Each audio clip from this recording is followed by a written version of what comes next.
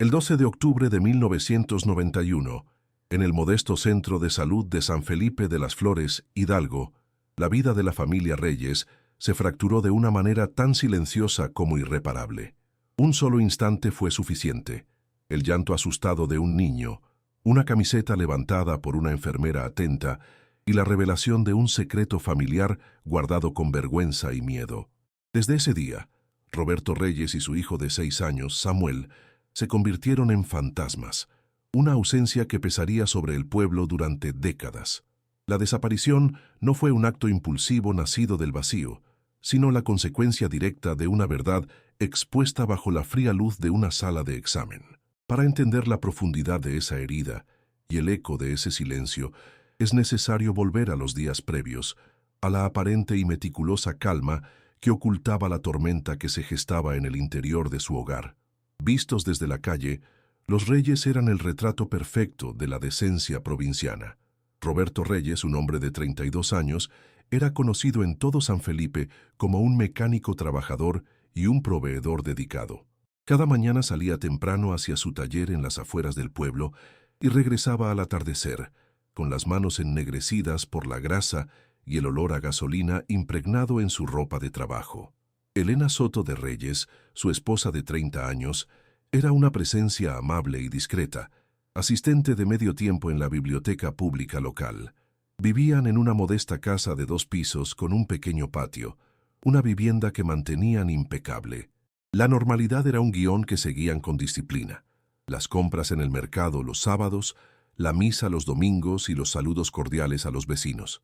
Eran una familia común, una de tantas en un pueblo donde la apariencia lo era todo. Sin embargo, al cruzar el umbral de su casa en la calle Girasoles número 14, la atmósfera se volvía densa, cargada de una tensión palpable y de todo aquello que no se decía.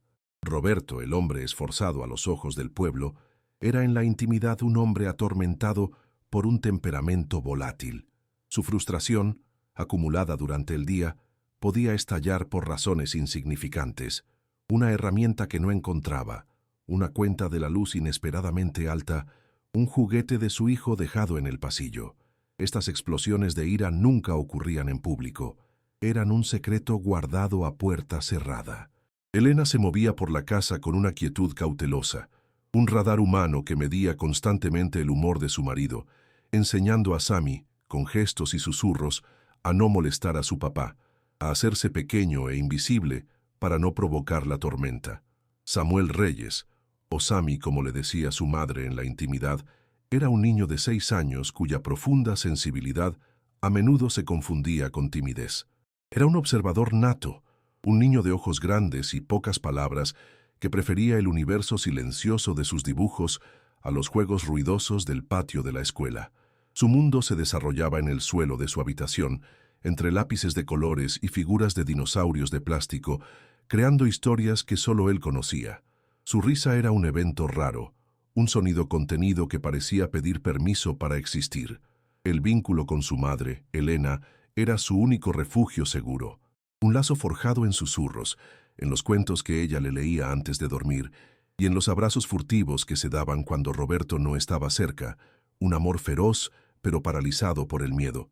San Felipe de las Flores era el arquetipo del pueblo del centro de México, un lugar donde el tiempo parecía avanzar a un ritmo más lento, marcado por las campanas de la iglesia y el ciclo de las cosechas. Su plaza principal, con su kiosco central, era el corazón de la vida social, un lugar donde todos se conocían de vista y de nombre, y donde los secretos eran una mercancía difícil de guardar, aunque la fachada de una vida familiar perfecta era la prioridad social más alta. En ese otoño de 1991, el aire comenzaba a enfriarse, y los preparativos para el Día de Muertos teñían las calles de un naranja cempasúchil, un escenario pintoresco y tradicional que contrastaba de forma brutal con el drama que estaba a punto de desatarse en el seno de la familia Reyes, una tragedia que convertiría la celebración de la memoria en un recordatorio perpetuo de la pérdida. Las mañanas en la casa de la calle Girasoles comenzaban siempre de la misma manera, con el sonido insistente de un viejo despertador a las 5:30. Roberto Reyes era un hombre de rutinas inquebrantables. Se levantaba en la oscuridad, moviéndose por la casa con una eficiencia silenciosa que parecía casi militar. El primer olor del día era el del café de olla que él mismo preparaba, fuerte y amargo, un aroma que se mezclaba con el jabón Zote que usaba para lavarse las manos y la cara. No había conversaciones, solo los sonidos funcionales de un hombre preparándose para una larga jornada de trabajo. Se vestía con su overol azul, ya manchado por batallas anteriores con motores y aceites, y antes de que el sol asomara por el horizonte, el motor de su camioneta Ford de 1982 tosía y cobraba vida. Su sonido un anuncio para el vecindario de que el día de Roberto Reyes había comenzado. Su taller mecánico, el Engrane de Oro, estaba en las afueras del pueblo, un galpón de lámina donde pasaba la mayor parte de sus horas de vigilia. Allí Roberto era otra persona. Era el maestro, el solucionador de problemas, el hombre en quien los agricultores y comerciantes de San Felipe confiaban para mantener sus vehículos en funcionamiento. El ruido constante de las herramientas, el olor penetrante a gasolina y el tacto áspero del metal eran su dominio. En ese entorno, su frustración tenía una salida tangible, un motor que se resistía o un tornillo oxidado. Los clientes lo veían como un hombre serio, sí, pero increíblemente competente y honesto. Nadie habría imaginado que la misma paciencia que dedicaba a un carburador defectuoso se agotaba tan rápidamente una vez que cruzaba el umbral de su propio hogar. Una vez que el sonido de la camioneta de Roberto se desvanecía en la distancia, una tregua silenciosa se instalaba en la casa. Era entonces cuando Elena Soto de Reyes comenzaba su día.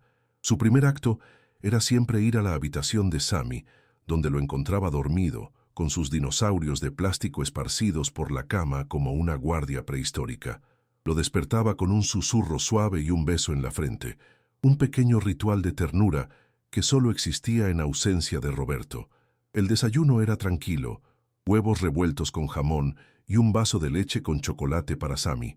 En esos momentos, la risa del niño era más libre, sus movimientos menos calculados.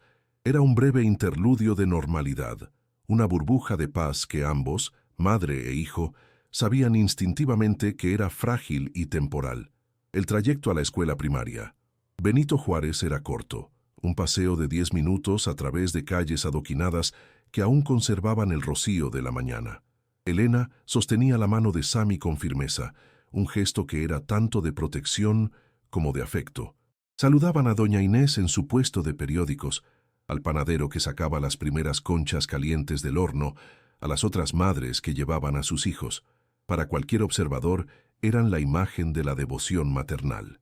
Elena sonreía, una sonrisa practicada que no siempre llegaba a sus ojos, y respondía a los saludos con una amabilidad que se había convertido en su armadura. Nadie notaba la tensión en sus hombros o la forma en que su mirada escaneaba constantemente el entorno, como si esperara una amenaza invisible en cada esquina. Sammy, por su parte, encontraba en la escuela un tipo diferente de refugio. No era un niño de juegos ruidosos ni de liderazgo en el patio.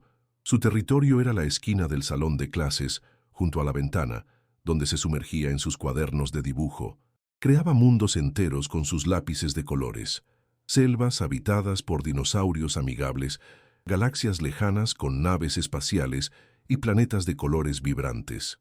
La maestra, la señorita Carmen, lo consideraba un niño dulce pero excesivamente introvertido, uno de esos pequeños que parecen vivir más en su cabeza que en el mundo real. No sabía que esos dibujos eran más que un pasatiempo, eran un escape, un lugar seguro donde las reglas eran suyas y donde no existían las voces altas ni las miradas duras. Después de dejar a Sammy, Elena caminaba hacia la biblioteca pública, un edificio antiguo con grandes ventanales y el reconfortante olor a papel viejo y polvo. Su trabajo de medio tiempo consistía en catalogar libros nuevos y ayudar a los pocos visitantes que buscaban alguna lectura. El silencio del lugar era su bálsamo. Se movía entre los estantes con una gracia silenciosa, sus dedos rozando los lomos de los libros como si fueran reliquias. Allí, rodeada de historias de otros mundos y otras vidas, podía permitirse bajar la guardia, aunque fuera solo un poco. La biblioteca, era su santuario personal, un lugar donde el orden y la previsibilidad del sistema decimal Dewey contrastaban brutalmente con el caos emocional que la esperaba en casa cada tarde. La rutina de la tarde comenzaba con Elena recogiendo a Sammy de la escuela. A menudo se detenían en la dulcería de la esquina por un tamarindo o una paleta de hielo, un pequeño soborno de felicidad en medio de un día estructurado por el miedo. Caminaban a casa lentamente, estirando esos minutos preciosos antes de que la atmósfera volviera a cambiar. Una vez en casa, Sammy hacía su tarea en la mesa de la cocina mientras Elena preparaba la cena. El aire se llenaba con el aroma de la comida casera, sopa de fideo, arroz rojo, tortillas calentándose en el comal. Eran olores que deberían haber significado hogar y consuelo, pero que para ellos estaban teñidos por la anticipación de la llegada de Roberto. El sonido de la camioneta de Roberto, estacionándose frente a la casa, era la señal. Era un ruido metálico y familiar que hacía que tanto Elena como Sammy se tensaran de inmediato. La puerta principal se abría y el olor a gasolina y sudor invadía el espacio, desplazando el aroma de la cena. Roberto entraba, dejaba su lonchera en el suelo y se dirigía directamente al baño para lavarse. No había un «Hola, ¿cómo estuvo su día?». El saludo era el silencio, un silencio que Elena había aprendido a interpretar. Observaba su postura, la forma en que se secaba las manos, el tono de su carraspeo. Cada gesto era una pista sobre el tipo de noche que les esperaba, si sería una de calma tensa o una de tormenta inminente. La cena se servía en un silencio casi ceremonial. Los únicos sonidos eran el chocar de los cubiertos contra los platos y las instrucciones de Elena a Sammy para que comiera todo. Roberto comía con una concentración feroz, como si la comida fuera otra tarea que debía completar. A veces, la tensión era tan densa que parecía tener peso físico. Un comentario casual sobre una herramienta perdida en el taller era suficiente para que la voz de Roberto se endureciera. Su frustración del día buscando un lugar donde aterrizar. Elena, experta en desactivar bombas, intervenía con suavidad, cambiando de tema, ofreciéndole más agua. Sammy, por su parte, se encogía imperceptiblemente en su silla, sus ojos fijos en su plato, esforzándose por ser lo más pequeño e invisible posible. Después de la cena, Roberto se sentaba en su sillón favorito a ver las noticias en la televisión, un ritual que marcaba el final de cualquier interacción familiar. Ese era el momento en que Elena podía llevar a Sammy a su habitación para prepararlo para dormir. Este era su verdadero santuario, el único lugar de la casa donde el miedo retrocedía. Elena le leía cuentos en voz baja, historias de animales que hablaban y niños valientes que se enfrentaban a dragones. Su voz era un susurro cálido, una melodía que envolvía a Sammy en una capa de seguridad. A menudo, el niño se aferraba a su mano, no queriendo que se fuera, y ella se quedaba sentada en el borde de la cama mucho después de que él se durmiera, simplemente respirando el aire tranquilo de la habitación. La vida de Sammy estaba construida sobre estos contrastes extremos, la calidez protectora de su madre y la fría e impredecible distancia de su padre. Aprendió a navegar este paisaje emocional con la habilidad de un experto. Sabía qué juguetes hacían demasiado ruido, qué preguntas no debía hacer y cuándo era mejor desaparecer en el silencio de su habitación. Su relación con Roberto era un vacío. No había juegos de pelota en el patio ni lecciones sobre cómo arreglar cosas. El afecto de su padre era una ausencia, un espacio en blanco que Elena intentaba llenar desesperadamente con su propio amor. Un amor que, aunque inmenso, se sentía impotente contra la sombra que dominaba su hogar. Los fines de semana, la fachada de normalidad se reforzaba. Los sábados por la mañana iban juntos al mercado municipal, un lugar vibrante lleno de colores, olores y sonidos. Elena y Sammy caminaban un paso detrás de Roberto, quien se encargaba de negociar los precios de las verduras y la carne. Saludaba a otros hombres con un asentimiento de cabeza, intercambiando breves comentarios sobre el clima o el fútbol. Para el resto de San Felipe eran los Reyes, una familia decente haciendo sus compras semanales. Nadie veía la forma en que la mano de Elena apretaba la de Sammy cuando Roberto se molestaba por un precio, ni la forma en que el niño mantenía la vista baja, evitando el contacto visual con cualquiera. Los domingos, eran para la misa en la parroquia de San Felipe Apóstol. Vestidos con su mejor ropa, se sentaban juntos en una de las bancas de madera oscura, un retrato de piedad y unidad familiar. Roberto permanecía de pie con una rigidez solemne. Elena rezaba con los ojos cerrados, y Sami se sentaba entre ellos, un pequeño punto de quietud. El olor a incienso y cera de vela llenaba el aire, y los cantos del coro resonaban en las altas bóvedas. Era la actuación definitiva, el acto final de una obra semanal diseñada para convencer al mundo, y quizás a ellos mismos, de que todo estaba bien, que eran una familia como cualquier otra, bendecida y protegida bajo la mirada de Dios. Esta era la vida antes de la fractura. Una existencia construida sobre una base de secretos y silencios, una coreografía diaria de evasión y apaciguamiento. Elena vivía con la esperanza constante de que las cosas mejorarían, de que el amor que sentía por Roberto podría de alguna manera sanar la oscuridad que había dentro de él. Se aferraba a los raros momentos de calma como un náufrago a un trozo de madera, ignorando la marea que amenazaba con arrastrarlos a todos. Creía que proteger a Sami significaba mantener la paz a cualquier costo, sin darse cuenta de que el costo era el propio niño, que aprendía a vivir con un miedo que se estaba convirtiendo en parte de su ser. El otoño de 1991 avanzaba, tiñendo las hojas de los árboles de tonos ocres y dorados. El aire se volvía más fresco, y en las calles de San Felipe de las Flores comenzaban a aparecer las primeras calaveritas de azúcar y el papel picado en preparación para el Día de Muertos. Era una época de recuerdo, de honrar a los que se habían ido. Nadie en la familia Reyes podría haber imaginado que estaban a punto de crear sus propios fantasmas, no de los muertos, sino de los vivos. La aparente tranquilidad de sus vidas era como la calma antes de un terremoto, un silencio premonitorio que pronto sería destrozado por una verdad que ya no podía permanecer oculta. El sábado 12 de octubre de 1991 amaneció con un sol pálido que no lograba calentar el aire otoñal de San Felipe de las Flores. Era un día de rutina rota, de esas jornadas que se salen del guión establecido. Por la tarde, Elena decidió llevar a Sami al pequeño parque de la colonia, un rectángulo de tierra con un par de columpios oxidados y un tobogán de metal. Sami, vestido con unos pantalones de mezclilla y una camiseta roja con el dibujo de un triceratops, reía mientras su madre lo empujaba en el columpio. Fue en uno de esos impulsos, quizás un poco más fuerte que los anteriores, que el niño perdió el equilibrio. Cayó hacia adelante, y el golpe seco de su barbilla contra el suelo duro fue seguido por un silencio de un segundo, y luego un llanto agudo y desgarrador que cortó la tranquilidad de la tarde. Elena corrió hacia él, con el corazón martilleando en su pecho. La sangre brotaba de una herida abierta en la barbilla de Sami, manchando su camiseta roja y sus pequeñas manos con las que intentaba taparse. El pánico se apoderó de ella, un miedo frío que no solo era por la herida, sino por la inevitable confrontación que vendría después. Sabía que no podía manejarlo sola. La herida era demasiado profunda. Con Sami en brazos, sollozando contra su hombro, corrió las pocas cuadras hasta el centro de salud del pueblo, un modesto edificio de una planta que olía a cloro y a una tristeza contenida.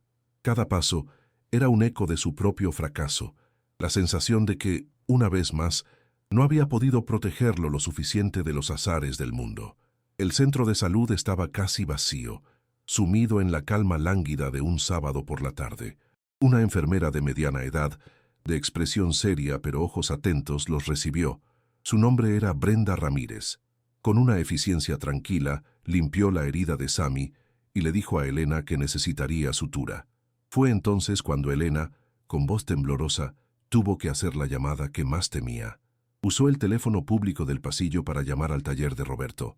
Le explicó lo sucedido con frases cortas y precisas, sintiendo la irritación de su esposo a través de la línea.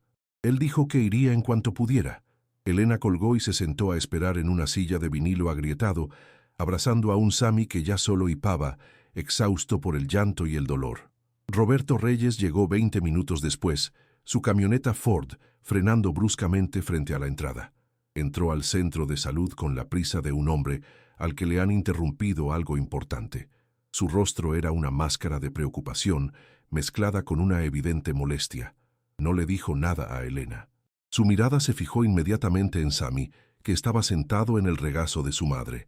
Roberto se arrodilló frente a ellos, su gran figura proyectando una sombra sobre el niño. Su intención era la de un padre preocupado, un gesto de consuelo. Extendió los brazos para abrazar a su hijo, para decirle que todo estaría bien, como cualquier padre haría en una situación así. Pero lo que sucedió a continuación fue una fractura en la normalidad, un instante que lo cambió todo. Cuando Roberto se acercó, Sami no buscó su consuelo.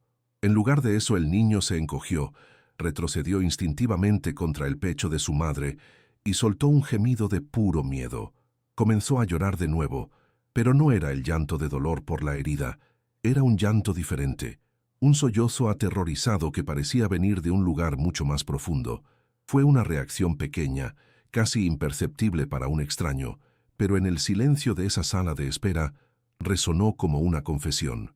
La enfermera Brenda Ramírez, que había vuelto para llevarlos a la sala de curaciones, se detuvo en el umbral, y su mirada atenta no se perdió ni un solo detalle de esa escena.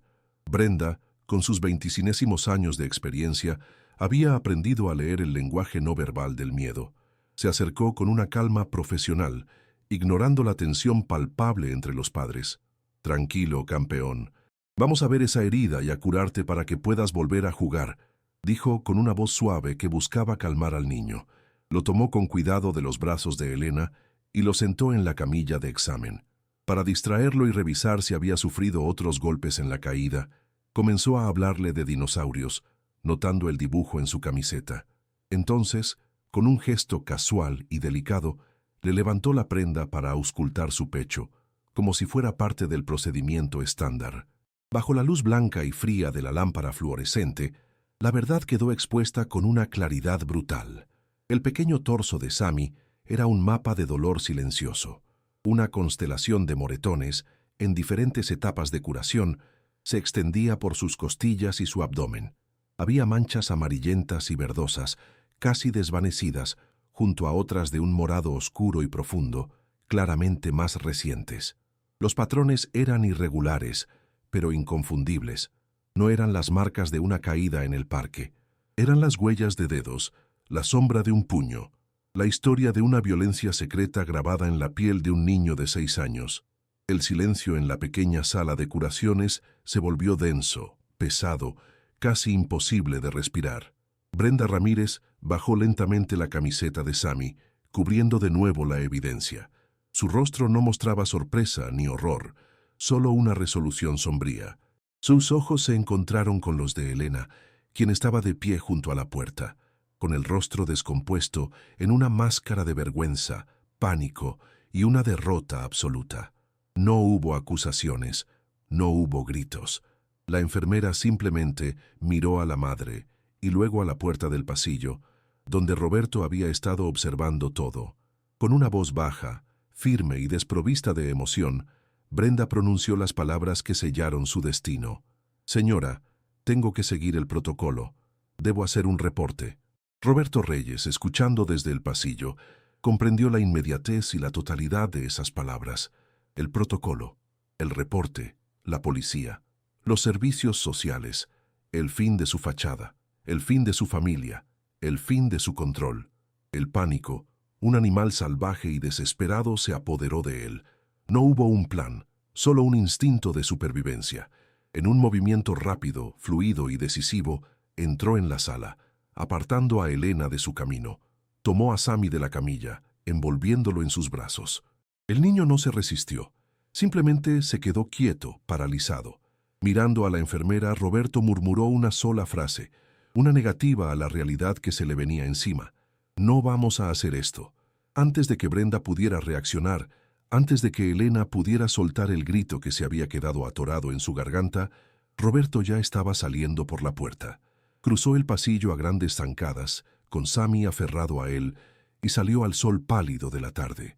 Elena se quedó congelada en la sala de curaciones, escuchando el sonido de la puerta de la camioneta al cerrarse, el motor cobrando vida con un rugido y, finalmente, el chirrido agudo de las llantas sobre el asfalto mientras el vehículo aceleraba y se alejaba. El sonido se desvaneció rápidamente, dejando atrás solo un silencio abrumador en el centro de salud y el eco de una desaparición que marcaría a San Felipe de las Flores para siempre. La vida de la familia Reyes, tal como la conocían, había terminado en ese instante. El eco del motor de la camioneta se desvaneció, pero el silencio que dejó atrás no era de paz, sino de parálisis. Durante varios segundos que parecieron una eternidad, Elena Soto de Reyes permaneció inmóvil en la sala de curaciones, con los ojos fijos en la puerta vacía. El olor a antiséptico y el zumbido de la lámpara fluorescente se grabaron en su memoria como los sonidos y olores del fin del mundo. Fue la enfermera Brenda Ramírez quien rompió el hechizo. Con una calma que desmentía la urgencia de la situación, se acercó a Elena, le puso una mano firme en el hombro y la guió hacia una silla. Luego, sin una palabra más, caminó hacia el teléfono de la recepción. Su voz, al hablar con la policía, era un modelo de profesionalismo y contención, una narración fría y precisa de los hechos que contrastaba brutalmente con el caos que acababa de desatarse. La llegada de la policía local de San Felipe fue rápida, pero se sintió como una invasión. 2 oficiales, hombres que Elena conocía de vista, entraron al centro de salud con una solemnidad que no lograba ocultar su incomodidad. Las primeras preguntas fueron un torbellino confuso, una mezcla de procedimiento y una torpe muestra de simpatía. Elena respondía en un susurro, sus palabras fragmentadas por el shock.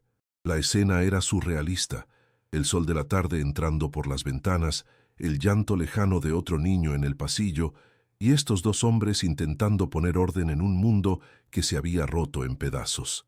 Se emitió una alerta. El nombre de Roberto Reyes y la descripción de su camioneta Ford de 1982 comenzaron a circular por las radios de las patrullas, convirtiendo un drama familiar privado en un asunto público y oficial.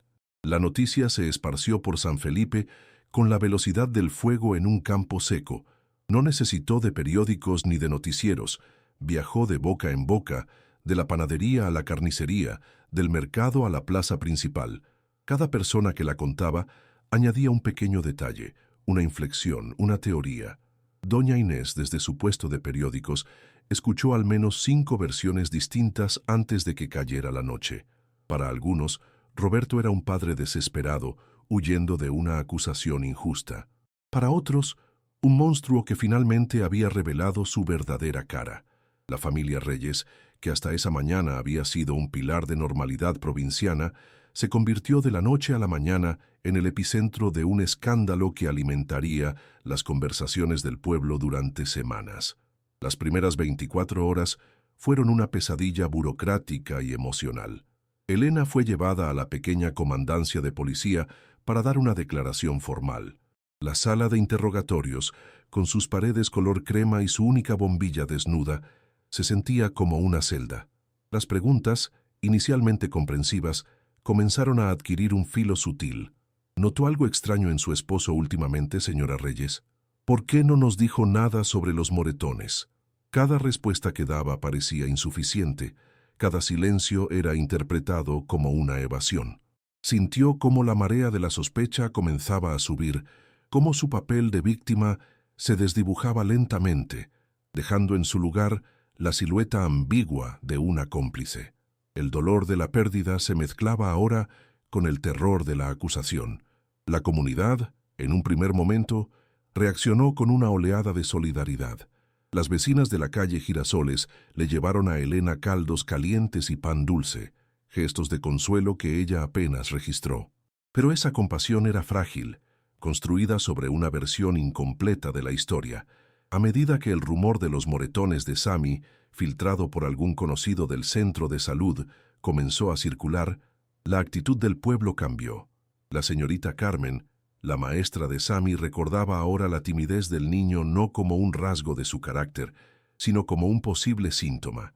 Se preguntó con una punzada de culpa si había ignorado las señales.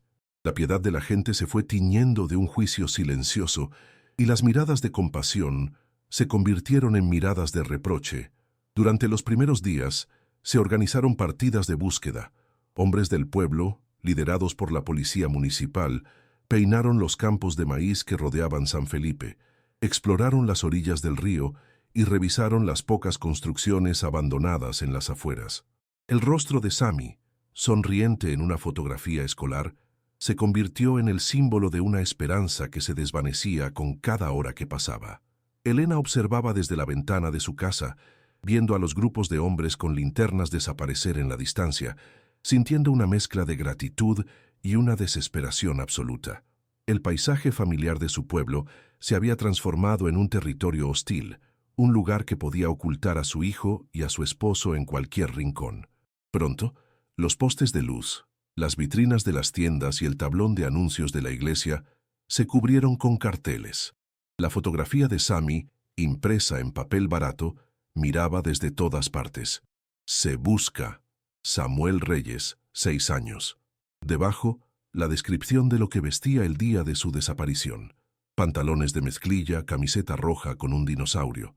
El rostro sonriente del niño, con un diente de leche faltante, se convirtió en un recordatorio constante y doloroso de la ausencia.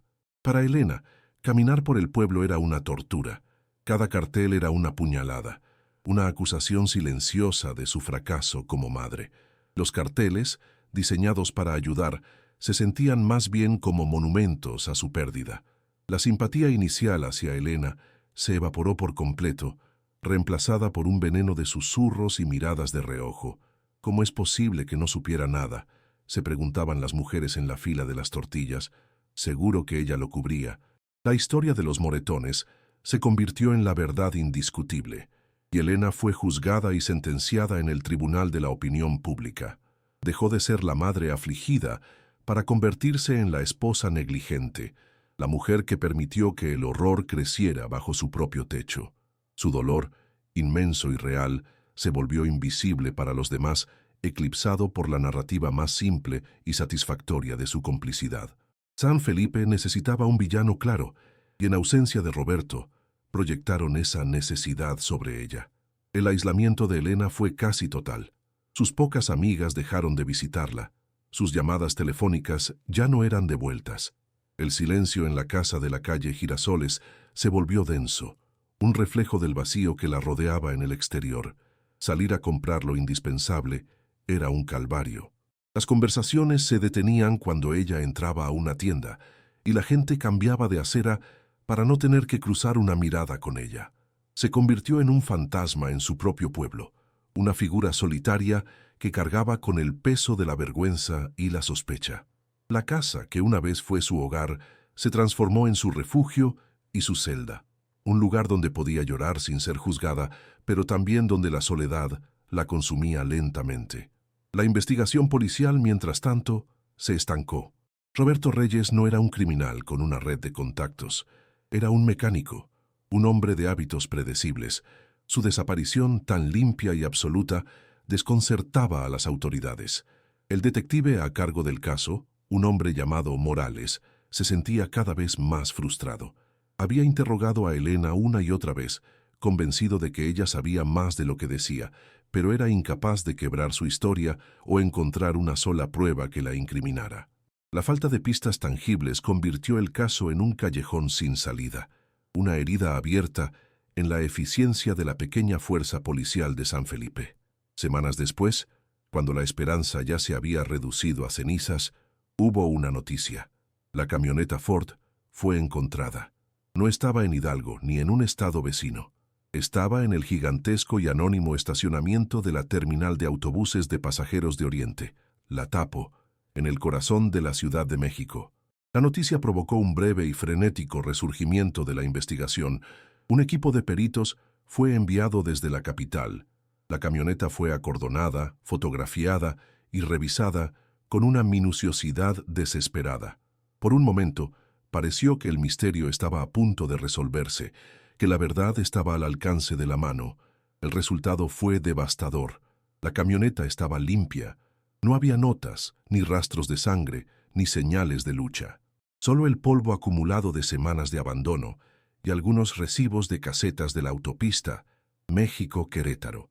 Pero en el suelo, del lado del copiloto, los peritos encontraron un objeto minúsculo, un dinosaurio de plástico verde, un triceratops, idéntico al que Sammy solía llevar en el bolsillo de su pantalón. El pequeño juguete, abandonado en la inmensidad de la camioneta vacía, era un detalle insoportablemente cruel. No era una pista, sino un punto final.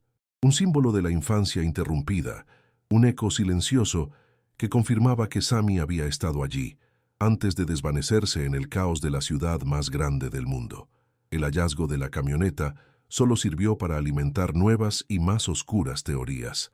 Roberto y Sammy habían tomado un autobús hacia la frontera norte para cruzar a Estados Unidos, o quizás hacia el sur para perderse en la selva de Chiapas. Vivían en algún barrio superpoblado de la Ciudad de México, con nombres falsos y una vida nueva. La hipótesis más siniestra, la que nadie se atrevía a decir en voz alta pero que todos pensaban, era que el viaje había terminado mucho antes, que Roberto, acorralado y sin salida, había cometido lo impensable y que el abandono de la camioneta en la Tapo no era más que una pista falsa para desviar la atención de una tragedia mucho más cercana. En medio de este torbellino de abandono y sospecha, solo una persona permaneció al lado de Elena, su padre, Jorge Soto. Un obrero jubilado, hombre de pocas palabras y manos curtidas, se convirtió en su única conexión con el mundo. No ofrecía consuelo verbal ni falsas esperanzas. Su apoyo era práctico y silencioso. Le traía el mandado cada semana. Se sentaba con ella en la sala durante horas sin decir nada y se aseguraba de que las facturas estuvieran pagadas. Su presencia era una roca, un ancla pesada de dolor compartido y deber filial. Para el resto de San Felipe, Jorge era una figura trágica, un buen hombre arrastrado por la desgracia de su hija, sin saber que su propio silencio guardaba la raíz de toda aquella tragedia. Con el tiempo, el vacío se instaló de forma permanente. Las partidas de búsqueda cesaron. Los carteles, descoloridos por el sol y rasgados por la lluvia, fueron retirados o simplemente se desintegraron. La policía archivó el caso como desaparición sin resolver. La historia de los Reyes dejó de ser una noticia candente para convertirse en una leyenda local, un cuento con moraleja que los padres contaban a sus hijos para asustarlos. El vacío dejado por Roberto y Sammy se solidificó, convirtiéndose en una característica permanente de la vida de Elena y de la memoria colectiva de San Felipe.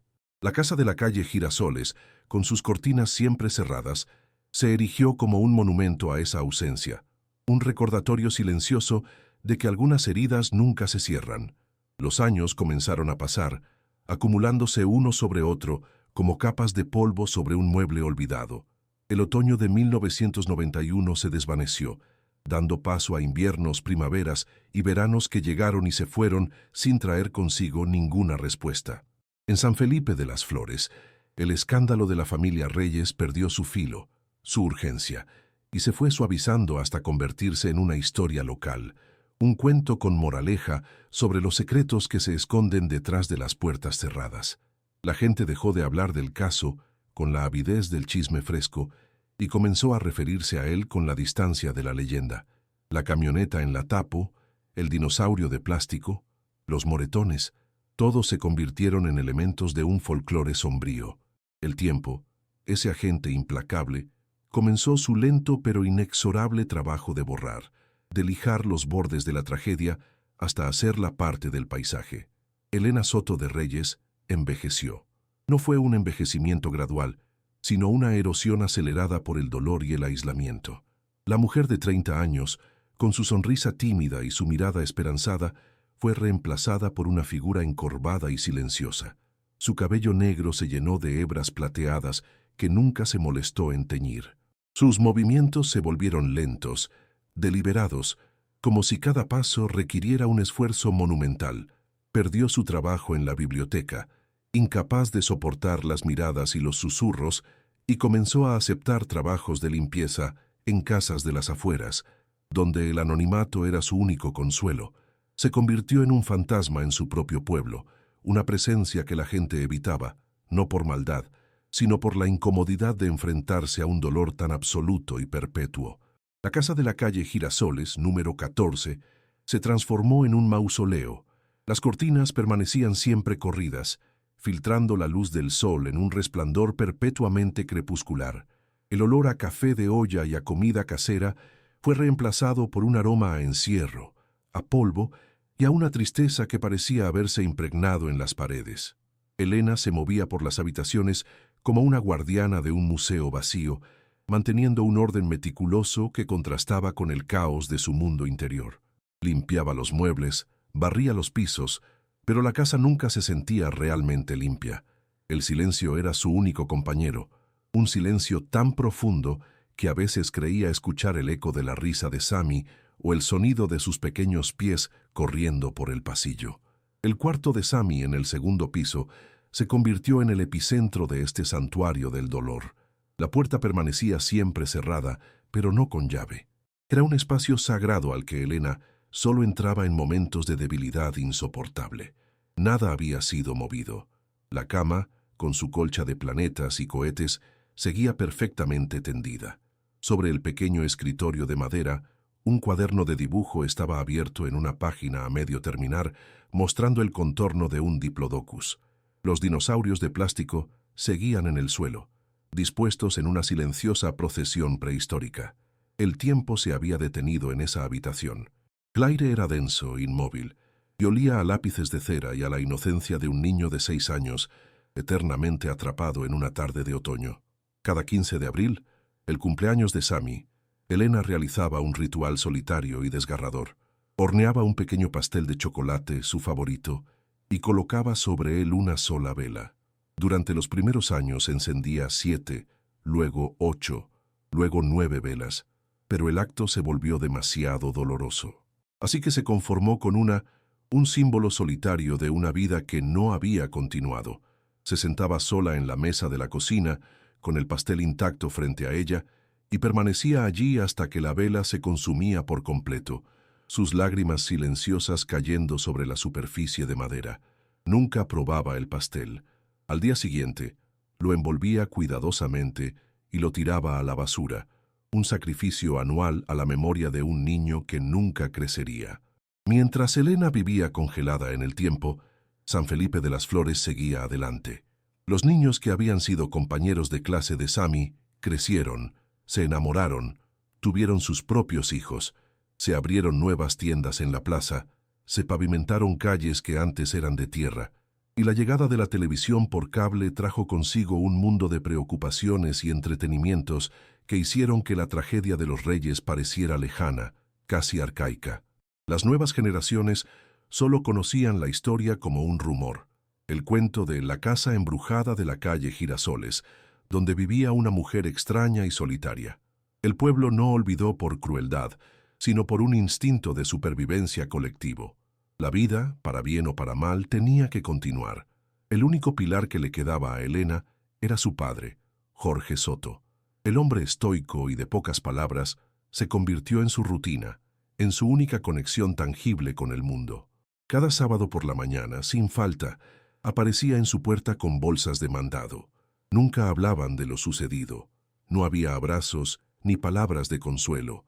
Simplemente entraba, dejaba la comida en la cocina, se sentaba en el sillón de Roberto durante 1 hora en un silencio pesado y compartido, y luego se iba. Su presencia era un ancla, una prueba silenciosa de que no estaba completamente sola. Para Elena, ese silencio era a la vez un consuelo y una tortura, un amor que se manifestaba en la incapacidad de nombrar la herida que los había consumido a ambos. Años después de la desaparición, llegó una carta oficial, un sobre de color manila con sellos del gobierno. Con manos temblorosas, Elena la abrió. Era una notificación del juzgado. Tras el tiempo estipulado por la ley y la ausencia de cualquier prueba de vida, Roberto Reyes y Samuel Reyes habían sido declarados legalmente muertos. La lectura de esas palabras fue como un golpe sordo en el pecho. Era un cierre burocrático, una formalidad legal que no ofrecía ningún tipo de paz. ¿Cómo se podía declarar muerto a un fantasma? ¿Cómo se podía poner un punto final a una ausencia que seguía respirando en cada rincón de su casa? Para el mundo el caso estaba cerrado. Para Elena, la herida simplemente había sido sellada con un documento oficial. La declaración de muerte cambió algo sutil en la percepción del pueblo. La sospecha que había caído sobre Elena se disipó, reemplazada por una piedad distante. Ya no era la posible cómplice, sino la viuda, la madre que había perdido a su esposo y a su hijo en una tragedia inexplicable. Algunas de las vecinas que la habían condenado con sus susurros ahora la saludaban con un triste asentimiento de cabeza cuando se cruzaban con ella en la calle. Pero era demasiado tarde. El aislamiento había hecho su trabajo. Elena había aprendido a vivir en su propia isla de dolor, y ya no sabía cómo construir puentes para volver al mundo. La compasión tardía del pueblo era como una lluvia que llega después de que la cosecha se ha secado por completo. Y así pasaron 25 años, un cuarto de siglo marcado por la ausencia. El mundo había cambiado de formas inimaginables. Internet, teléfonos celulares, un nuevo milenio. Pero en la casa de la calle Girasoles, el tiempo seguía siendo el de 1991. Elena Soto de Reyes, ahora una mujer de 55 años, seguía esperando. Ya no esperaba que la puerta se abriera y que su esposo y su hijo entraran por ella. La esperanza había muerto hacía mucho tiempo. Esperaba algo más indefinido, una señal, una explicación, un final para la historia que la mantenía prisionera. Vivía atrapada entre el pasado que no podía cambiar y un futuro que nunca llegó, una guardiana solitaria de un dolor que se había convertido en la única y verdadera esencia de su vida. El año 2016 trajo consigo el último silencio. Jorge Soto, el padre de Elena, murió de un infarto masivo mientras dormía, un final tan discreto y sin fanfarrias como lo había sido su vida entera. Para Elena, la muerte de su padre no fue solo la pérdida de su única ancla en el mundo, sino también el inicio de una tarea inevitable y dolorosa: desmantelar la casa donde había crecido, un espacio lleno de los ecos de una vida de trabajo, deber y, como descubriría pronto, de secretos devastadores. La obligación de vaciar la casa de su padre la forzó a salir de su propio mausoleo en la calle Girasoles y a enfrentarse a un pasado que creía conocer, sin sospechar que estaba a punto de desenterrar las verdaderas raíces de su tragedia personal, ocultas bajo capas de polvo y silencio. La casa de su padre, a unas pocas calles de la suya, era un reflejo del hombre que la habitó, funcional, austera, sin adornos innecesarios. Cada objeto tenía un propósito, cada rincón olía a sus hábitos, a tabaco de liar en la sala, a café de grano en la cocina. Pero fue en el taller del patio trasero, el santuario personal de Jorge, donde la atmósfera se sentía más densa. El olor a aserrín, aceite rancio y metal frío llenaba el aire. Mientras Elena clasificaba herramientas oxidadas y tornillos guardados en frascos de vidrio, sentía el peso de los años de trabajo de su padre, de sus manos callosas, de su presencia silenciosa. Era una labor mecánica, casi catártica, un intento de poner orden en el desorden de la muerte, sin saber que estaba a punto de encontrar el epicentro del caos de su vida. Fue debajo de un viejo banco de carpintero, cubierto por una lona engrasada, que la encontró, una caja de metal de municiones de color verde olivo, pesada y cerrada con un pequeño candado oxidado. No era un objeto que encajara con las herramientas de su padre. La curiosidad, una emoción que Elena había enterrado durante décadas, se agitó dentro de ella. Pensó que quizás contenía los ahorros de su padre o las escrituras de la casa. Con un destornillador y un martillo, forzó la cerradura. El metal se dobló y el candado cedió con un chasquido sordo que pareció resonar en el silencio absoluto del taller. Levantó la tapa pesada, y el aire que salió del interior olía a papel viejo y a tiempo encapsulado. No había dinero, solo cartas. El primer fajo de sobres estaba atado con un trozo de cordel áspero. Con un temblor que no podía controlar, Elena reconoció la caligrafía apretada y masculina de su padre en los sobres, pero lo que le heló la sangre fue el destinatario, Roberto Reyes. Eran cartas dirigidas al hombre que le había arrebatado a su hijo, escritas a lo largo de los años, con fechas que comenzaban apenas unos meses después de la desaparición, y ninguna de ellas había sido enviada. Estaban allí acumuladas, un monólogo silencioso que su padre había mantenido con un fantasma. La pregunta la golpeó con la fuerza de una bofetada. ¿Por qué? ¿Por qué su padre, su pilar de apoyo silencioso, le escribiría al monstruo que había destruido sus vidas? La caja de metal se sentía de repente como un ataúd de secretos. Comenzó a leer, y con cada página, el mundo que había construido sobre los cimientos de su dolor se desmoronaba. Las cartas de su padre no eran de odio ni de condena. Eran una confesión, un lamento, una explicación devastadora. Jorge Soto lo sabía todo. Sabía que Roberto Reyes también había sido un niño maltratado, golpeado por un padre alcohólico y brutal. Jorge había visto la oscuridad en Roberto desde el principio, porque era una oscuridad que reconocía, la misma que había visto en otros hombres de su generación. Pero en lugar de intervenir, de advertir a su hija, eligió el silencio. Creyó con la fe ciega y equivocada de su época que el matrimonio, el amor de una buena mujer como Elena, podría enderezar a Roberto, sanar sus heridas.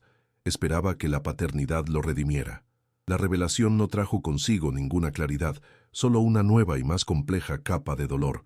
Su padre, el hombre estoico cuyo silencio ella había interpretado como una fortaleza, no había sido un pilar, sino un cómplice pasivo. Su amor protector se había manifestado como una negligencia catastrófica. Elena se sintió ahogada por una oleada de traición. No solo había sido víctima de la violencia de su esposo, sino también del silencio de su propio padre. La simple narrativa de un monstruo y una víctima, la historia que se había contado a sí misma durante 25 años para poder sobrevivir, se hizo añicos. Ahora entendía que la tragedia no había comenzado el día que Sammy se cayó del columpio, sino décadas antes, en otra casa, con otro niño asustado. Debajo del fajo de cartas de su padre había algo más, unos cuantos sobres más pequeños y delgados, de un papel más barato, arrugados por el paso del tiempo. Los tomó con dedos que apenas sentía. La dirección del remitente no existía, pero el destinatario era su padre, Jorge Soto, en un apartado postal de un pueblo vecino, y la caligrafía era una caligrafía infantil, torpe, con las letras grandes e irregulares de un niño que apenas está aprendiendo a escribir. El corazón de Elena se detuvo. Era la letra de Sammy. Su hijo le había estado escribiendo a su abuelo. Durante años Jorge había mantenido un canal de comunicación secreto, un hilo invisible que lo conectaba con los fugitivos, y nunca le había dicho nada. El aire se volvió irrespirable. Las cartas de Sammy eran la voz de un fantasma, escritas entre 1992 y 1994, eran crónicas fragmentadas de una vida a la fuga.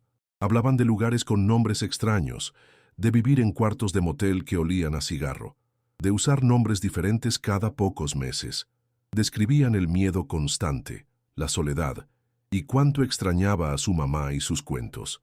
Pero también contenían algo que desgarró a Elena de una manera nueva, destellos de la lucha de Roberto. «Papá llora a veces cuando cree que no lo veo», escribió en una. «Dice que no quiere ser malo. A veces papá está muy enfermo y se queda en la cama todo el día». La imagen del monstruo se disolvía, dejando en su lugar el retrato trágico de un hombre roto, atrapado en el mismo ciclo de violencia que lo había destruido a él. Llegó a la última carta. El papel estaba amarillento y tan frágil que temía que se deshiciera en sus manos. Estaba fechada en el invierno de 1994. La letra de Sammy, ahora un poco más firme, narraba el final de su viaje. «Mamá, si lees esto, quiero que sepas que te quiero», comenzaba, como si supiera que esa sería su última oportunidad. «Papá está muy enfermo otra vez, más que nunca. Tose mucho y a veces se le olvida quién soy. Dice que tenemos que ir a un lugar tranquilo en las montañas, un lugar donde nadie nos pueda lastimar nunca más». Elena dio la vuelta al sobre temblando. El matasellos, aunque borroso, era legible. Pertenecía a un pueblo remoto y casi desconocido en la sierra de Oaxaca. La pista final. Un destino. El taller de su padre se convirtió en el escenario de una epifanía silenciosa y brutal. Elena se quedó sentada en el suelo de cemento, rodeada por los fantasmas de papel de su padre, su esposo y su hijo. La verdad, finalmente revelada, no la había liberado. Al contrario, la había aprisionado en un laberinto de dolor mucho más profundo y complejo. El misterio de la desaparición estaba resuelto, pero había sido reemplazado por la certeza de una tragedia heredada, una cadena de sufrimiento que pasaba de padre a hijo. Sostenía las cartas en su regazo. el peso de 25 años de mentiras y silencios finalmente sobre ella. La pregunta ya no era dónde estaban, sino qué había sido de ellos en ese lugar tranquilo de las montañas. Y la respuesta, lo sabía en lo más profundo de su ser, no le traería ninguna paz. El viaje a la sierra de Oaxaca fue un acto de autómata, un movimiento impulsado no por la esperanza, sino por la necesidad de llegar al final de una frase que había quedado suspendida en el aire durante 25 años. Elena Soto de Reyes, por primera vez en décadas, dejó San Felipe de las Flores. En un autobús de segunda clase que serpenteaba por carreteras de montaña, el paisaje de Hidalgo se disolvió en la geografía extraña y majestuosa de Oaxaca. Llevaba una pequeña maleta con ropa y en una bolsa de tela la caja de metal con las cartas. Su peso era el de 3 vidas rotas. No miraba por la ventana. Su vista estaba fija en el interior, en las imágenes que las cartas habían quemado en su mente. Su padre permitiendo el desastre, Roberto luchando contra sus demonios, y Sammy, su pequeño Sammy, narrando el final de su propia infancia con una inocencia desgarradora. El pueblo, cuyo nombre había descifrado del borroso matasellos, era poco más que un puñado de casas de adobe aferradas a la ladera de una montaña. Un lugar donde el tiempo parecía haberse detenido mucho antes de 1994. El aire era fino y olía a pino y a tierra húmeda. Al principio, los aldeanos la recibieron con la desconfianza reservada para los extraños, pero la foto de Sammy, amarillenta y gastada, y la desesperación tranquila en los ojos de Elena, abrieron una puerta. Fue una anciana, la dueña de la única tienda del pueblo, quien recordó, no a un monstruo, sino a un hombre muy enfermo, de mirada triste, y a su hijo silencioso, que llegaron un invierno buscando trabajo y un lugar para quedarse. Los llamaban José y Miguel. El hombre, contó la anciana, murió a las pocas semanas de una tos que le robaba el aliento. Fue enterrado en el pequeño camposanto de la colina. La anciana la guió por un sendero de tierra hasta el cementerio. Era un lugar humilde, con cruces de madera y flores silvestres. En un rincón apartado, bajo la sombra de un pirul, había 2 montículos de tierra casi imperceptibles. 2 cruces de madera, sin nombre, grises y carcomidas por el sol y la lluvia. Aquí está el padre, dijo la anciana señalando uno. Y aquí, el niño. Explicó que el pequeño Miguel se había apagado después de la muerte de su padre. Dejó de hablar, luego de comer. Murió de tristeza. Susurraron en el pueblo. Lo enterraron junto al único familiar que le quedaba. Elena se quedó sola frente a las tumbas anónimas. No lloró. Su cuerpo ya no tenía lágrimas, solo un vacío inmenso, una calma terrible. La calma de quien finalmente encuentra el lugar del naufragio. Sacó de su bolsa el pequeño triceratops de plástico verde y la última carta de Sammy. Con una voz que era apenas un susurro que el viento de la montaña se llevaba, leyó las palabras de su hijo, una última vez. Mamá, si lees esto, quiero que sepas que te quiero. Luego, con sus propias manos, cavó un pequeño agujero en la tierra que unía las 2 tumbas y enterró el dinosaurio. Fue su único rito, su funeral privado. Un adiós a la víctima y a su verdugo, ambos prisioneros del mismo legado de dolor. No había perdón en ese gesto, solo un reconocimiento final de la tragedia en toda su devastadora complejidad. Se quedó allí hasta que el sol comenzó a esconderse detrás de las montañas, sellando el secreto de Roberto y Sammy para siempre en ese rincón olvidado del mundo. Elena Soto de Reyes nunca regresó a la casa de la calle Girasoles. La vendió, junto con la de su padre, a través de un abogado sin volver a pisar San Felipe. Vació el cuarto de Sammy con una precisión quirúrgica, guardando solo un dibujo de un diplodocus. El resto fue donado. Se deshizo de todo lo que la anclaba a ese pasado. Se mudó a un pequeño pueblo en la costa de Oaxaca, un lugar sin memoria, donde nadie conocía su historia. La imagen final de su vida no es de felicidad, sino de una paz austera. Una mujer anciana, sentada en un banco frente al mar al atardecer, observando las olas romper. No espera nada, no busca nada. Su mirada está fija en el horizonte, en esa línea donde el cielo y el agua se encuentran. La verdad no la liberó. Le permitió finalmente dejar de buscar.